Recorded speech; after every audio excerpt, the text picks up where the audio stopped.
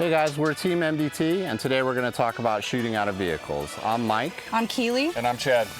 We are MDT. We design, test, and create precision rifle chassis and accessories to help you shoot better. We recently shot a match at K&M Precision Rifle Training Complex where we shot out of this very truck, and we had three very different ways in how we approach the stage, and we're going to cover those with you. Where you place your bipod feed is very important. As you can see from this placement here, other people have been putting their bipod in this windshield to the point that they've cracked it, and now it's kind of soft and giving. And under recoil, what's going to happen is that's going to give, and it's going to pull you off target, and you're not going to be able to see as much as you'd like. And it's also, it could affect your shot.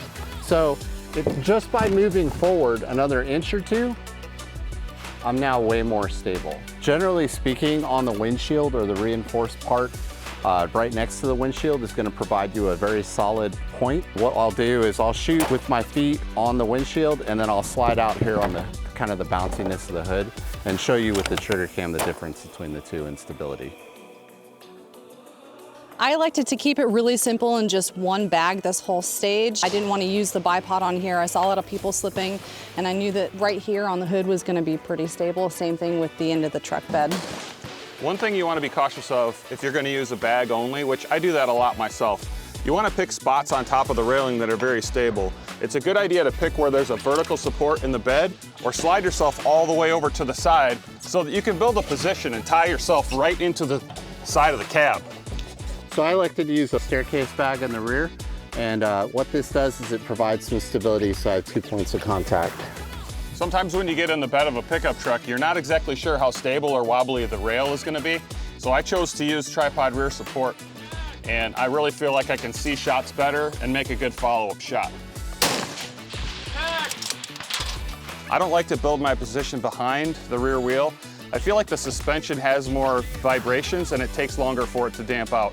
I usually try to slide all the way to the truck bed so that I get the suspension to be equalized between the front and rear wheels, and hopefully it stabilizes quicker. And make sure that you build a position like you would normally. Do not compromise fundamentals, follow through on the trigger, and watch the bullet fly. And in the off chance that you have to shoot off of the opposite side of the bed rail, you want to make sure that your height over bore is such that you don't have a bullet strike on the front. I cannot see in my scope the other side of the truck bed, but you really want to be cautious with height over bore in your rifle and bore line so that you don't actually shoot the other side of the truck bed. And that bullet strike is not mine, I swear. There's two primary ways that you can shoot out of a school bus. Typically, we have to shoot out of the open windows. If there's seats and you can use the support, you can shoot with a bag, and then what we try to do is get some sort of rear support, either with our elbows on the seats or our bodies or a bag, but shooting supported with the bag and the seats. The other way, which is the way I elected to shoot this particular bus because there's no seats in the bus, was to use the tripod rear, as you can see here.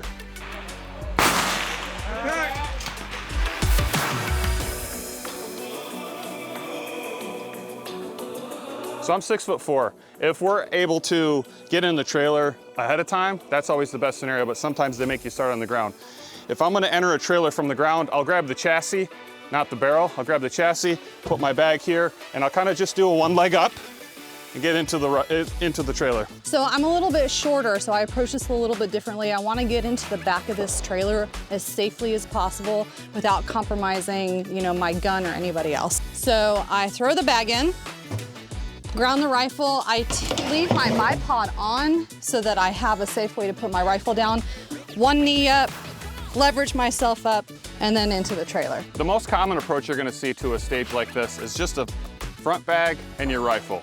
I'm always gonna scan the front edge of the trailer or the lip of the truck bed and make sure if I see any opportunities to align myself with any type of vertical supports or ribs, I'm gonna set my bag on top of that to try to get more stability.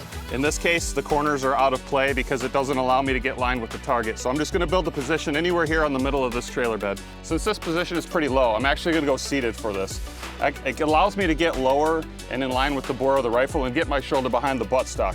I don't like the risk of having my collarbone or my shoulder on top of the buttstock because under recoil you can get elevation issues. When I get into the rifle, the first thing I want to do is kind of check my wobble, and if my wobble is not acceptable, I'm gonna shoulder the rifle into the bag and then pull the bag to the prop. And I'll do this a couple times.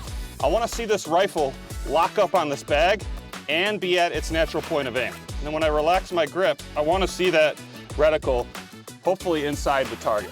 Another option, if you have the time and opportunity to prepare ahead of time, a tripod set up with a tack table and a rear bag is basically modified prone, and it's very, very stable. Getting this set up can be tricky, and if you don't know exactly your height and everything else, you could get in here and have a disaster on your hands. So there is some risk with this method.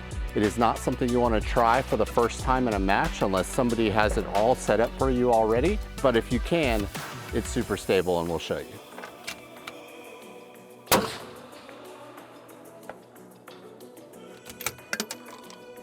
All right, so this car is a great example of how, depending on your stature, your physical abilities, different solutions may be available to you. So Keely is a shorter person in stature and Chad is obviously a taller person. So shooting off the roof may be an option for Chad. He can get behind his rifle, grab a great position and look very comfortable. Whereas Keely, even if she slides to the lower portion of the roof, is in a very compromised position, and she may even have to go up on her tiptoes like she's doing here to make this shot happen. So we've covered a number of different techniques of shooting off of a variety of vehicles. What's really important is that you recognize your own personal limitations and make sure that you approach the stage with something that you're comfortable with and that you can have the best success with. So we encourage you to go out and figure out what works best for you, because what works for him and what works for him might not work for me. Go figure out what works for you.